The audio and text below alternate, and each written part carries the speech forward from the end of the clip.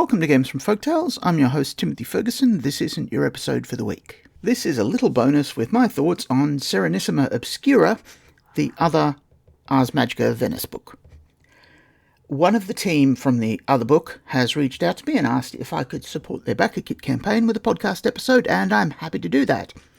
I'd quickly like to note that this isn't a paid advertisement, and I don't have any access to their material beyond being a subscriber to their campaign. I'd like to encourage you to back them, particularly the Ars Magica add-on. The link is in the episode notes for this podcast, but just Google it and you'll find it anyway. I'm sorry if this is a bit of a ramble, but you do deserve some content beyond me just saying, hey, go buy this. I thought since I'm the only other person who's tried to do what they're doing, I might be able to shine some light on the process, or at least my process, which means that I'm going to be rambling about myself for a bit. I want to explain to you why having one Venice book means that you want a second one. I want you to want a second book because I always intended to give you a second book anyway. In the writing of Mythic Venice, you can see where I've obviously said, and a future supplement will go there sometime. Off the top of my head, these are the Covenant, the Ghetto, the Messeria, the Demonic Cathedral on Torcello, and the Arsenal. Serenissima Obscura can fill some of those gaps. You might ask, why didn't I wait until I'd written all that material to put out one single book? And there are several factors. I needed a break from Venice. I write because I have post-treatment mental health conditions, and that means I can only do my work in waves. This is why you get personal humiliations like when I ghosted that guy who was doing the layout work for the Mythic Cornwall book. Anyway, I can to some degree compensate for this by running several projects at the time so that the waves overlap each other's lull points. That's why my podcast is built in 3 streams, or subjects. So I now have 6 episodes in the can for Mythic Chester, and I'll be putting some episodes in the can for the Merceria, and then I'll be putting some monsters in the can, and then I recut that. So rather than them being in streams from your perspective, you get them in alternating pieces. From my perspective, I had a book of about 150 pages of text that could either be a book or it could sit around being podcast episode transcripts until I had the energy to face it again, and so a book seemed the obvious choice. As I've said, my writing is for me a therapeutic tool, but at the same time I want it to be useful. The added bits above would have been at least 3 times the length of Mythic Venice. It's like asking why you would publish Song of Fire and Ice before you'd finished Winds of Winter. Well, maybe not to that scale. You want to know if people are liking the material before spending ages writing it. So cutting it into chunks lets me know if people are finding it useful. A lot of RPG authorship is just sending your work out into the void and hoping that someone somewhere likes it. Doing it in sections lets me stop if I discover, or people I trust tell me, that the work's not any good. And yes, I know I've written dozens of books. I honestly don't know if some of them are any good. Support matters, particularly for something really big like Serenissima Obscura. They've got a team of 16 people, so far as I can tell. Their sunk costs must be huge compared to my tiny little art budget. A second concern was that I knew another Venetian book was on the way, and it wasn't Serenissima Obscura. It's another one from a separate company that does D&D only. Since we're both, I presume, using the same folklore, I was concerned that people might think that my work was a port of their work. In hindsight, I needn't have worried because our Constantinople book and their Constantinople book are nothing alike. So their Venice book, when it eventually comes out, will be nothing like mine. I think my concern was mainly because my algorithms have pretty firmly pinned me as the sort of person who will buy material about Venice.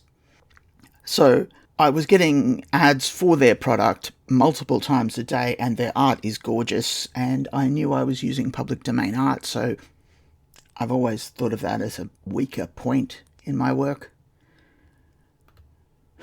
So having felt that, I can empathise with the people who were working on Serenissima Obscura, suddenly finding out that everyone who backed Ars Magica Definitive Edition were getting a free Venice book. Neither of us knew the other project existed. I had tried signalling what I was doing by daily posts in places like Dungeon 23, City 23 for a while, but I believe they're from the German-speaking part of the fandom, and so somehow our paths just didn't cross.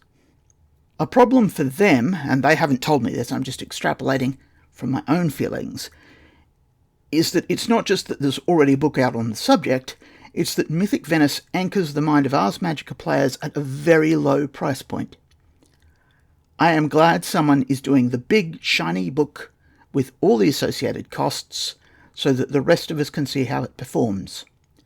People write to me asking, why can't I get the Ars Magica magazine in paper? And my reply is that I'm not sure that it's going to pay for its development costs, even in electronic, without the addition of printing and shipping costs. I've put together a couple of tip jar books and now a paid magazine, and that's giving all of us creators a feel for the market size of our fandom because we're sharing our data on the Atlas boards. We are watching this backer kit to see if it works. If we, as a community, want big chunky Ars books, we need to buy the big chunky Ars books. When I was looking up the backer kit for the link to Serenissima Obscura, I saw that I originally joined Kickstarter, yes, I went onto the wrong website, to put $235 behind the Black Chicken Studios Ars Magica computer game. I admit I mostly wanted it because one of the backer awards was a Diadni House book. Take the lesson. We could have had a Diadni House book in 2012.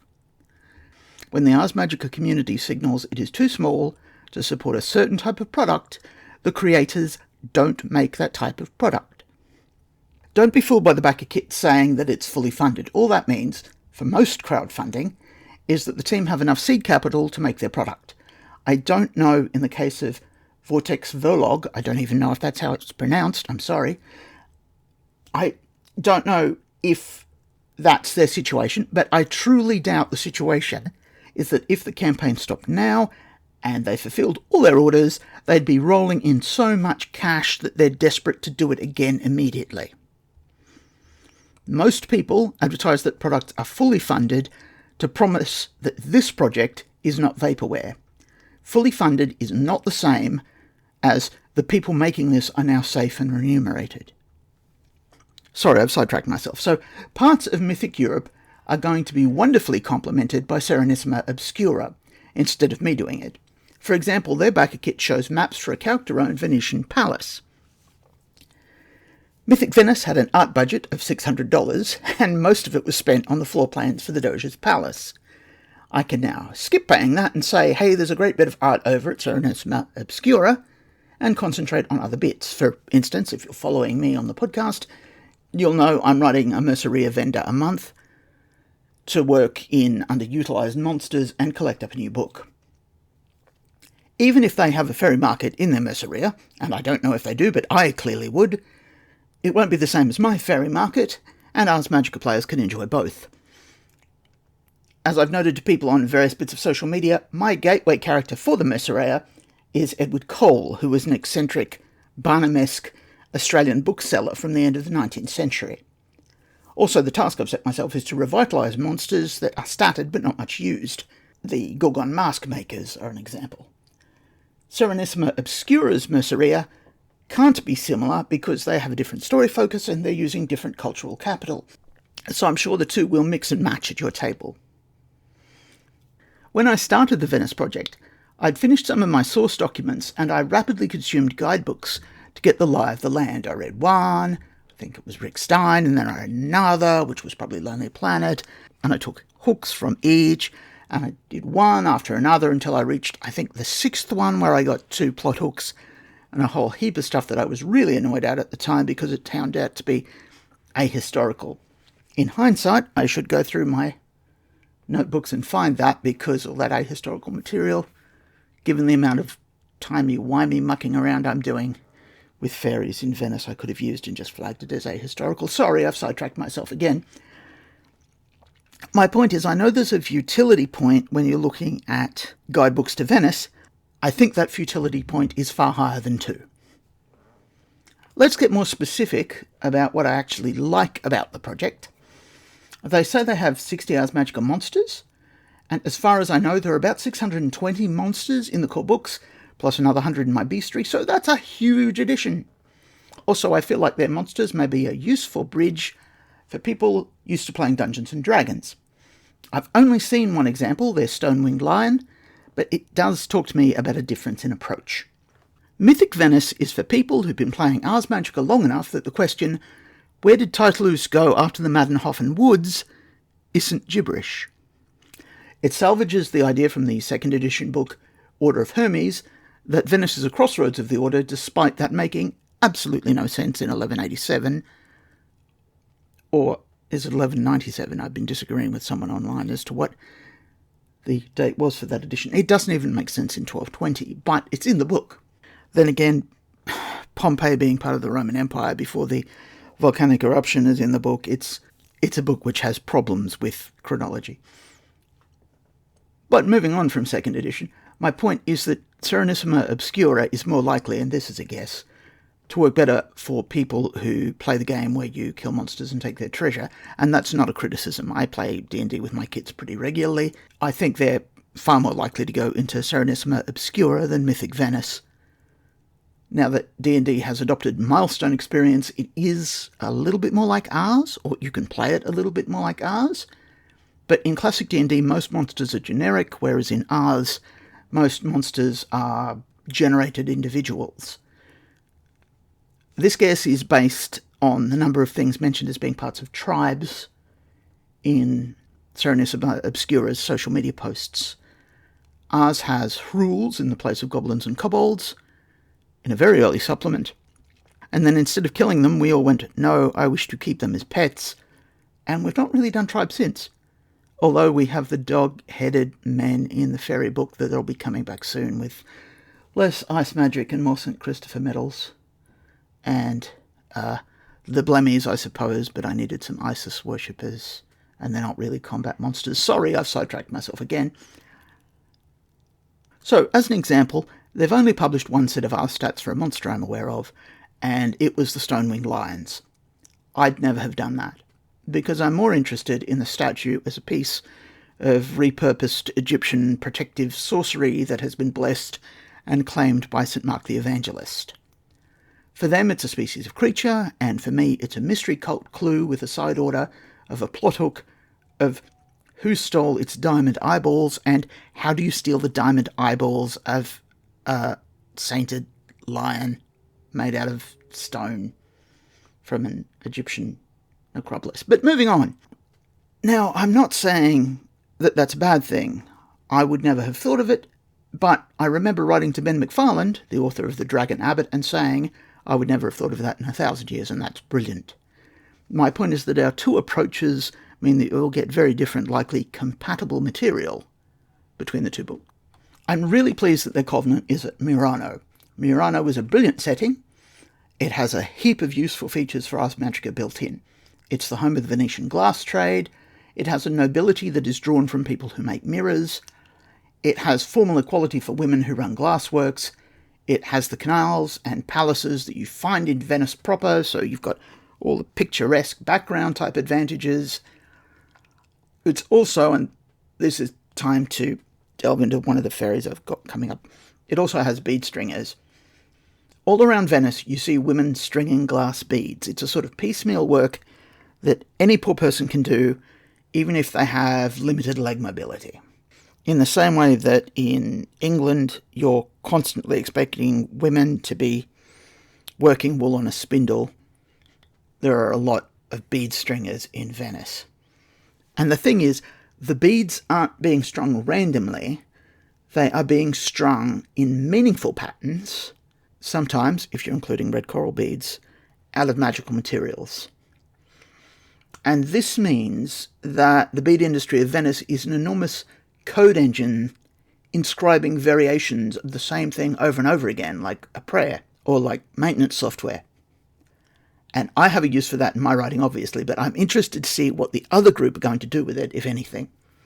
One thing I'm not doing, but which I'll mention because my brain is going there at the moment, and I may as well put down the cool plot idea while I see it, because I'm never going to use it anywhere else, is to revisit the idea that the didin't went to South America and merged with the religions there, particularly the sacrificial cults, if you think didin't were using a lot of blood magic.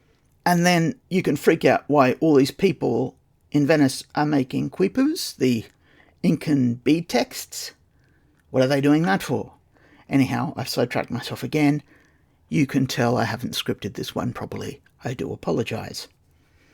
The Serenissima Obscura team are very good at social media. They've been collaborating fiercely over on the Ars Magica Discord, and I respect that because I can't get a hang of Discord. Part of it is that I'm in Australia, so you're all asleep while I'm there, and I come in and the place is empty, and I feel kind of like the person who's leaving last and has to put up the chairs. The other part is that I'm really bad at social media. Well, being social in general, really. I admire their energy level and their ability to bring people together, because I don't have it. Also, they seem to be having another go at Ars Magica Firearms. I tried that once for the Mythic China thing. It was okay. I'm really interested to see what other people do with it, particularly because I've got that pirate thing that's been sitting on the back burner for ages. I haven't mentioned that in ages. David Graeber's book set in Mauritius. Brilliant place to set a saga. Moving on. Before I round up, just a note, some people may have seen little mentions around the place that I was working quietly on a D&D Ravenloft port of the Mythic Venice material, and I was calling it Serenissima. I'm still letting it bubble away in the background, but I'm going to call it something else. Also, in tone, it will be very different from Serenissima Obscura, and from what I was writing before as it. We need a better abbreviation for Serenissima Obscura. Anyway, it's going to be very different unless it turns out that Serenissima Obscura was going very hard for camp horror.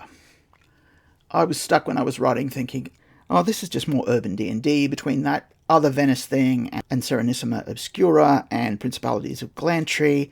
There's really not a lot for me to do here. But unless they really Carry On Screaming and the Rocky Horror Picture Show, actually, I've got an angle that I'd like to try, and it's very arch. So, go buy their stuff.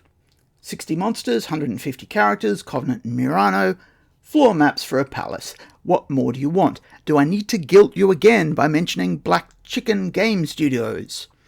I'm on the far side of the world, so I've backed it at the electronic level, so shipping and tariffs don't cost me anything. When this goes live, there are 19 days left. You will get a proper episode later in the night. If you're playing Mythic Venice and you get Serenissima Obscura, your saga may vary.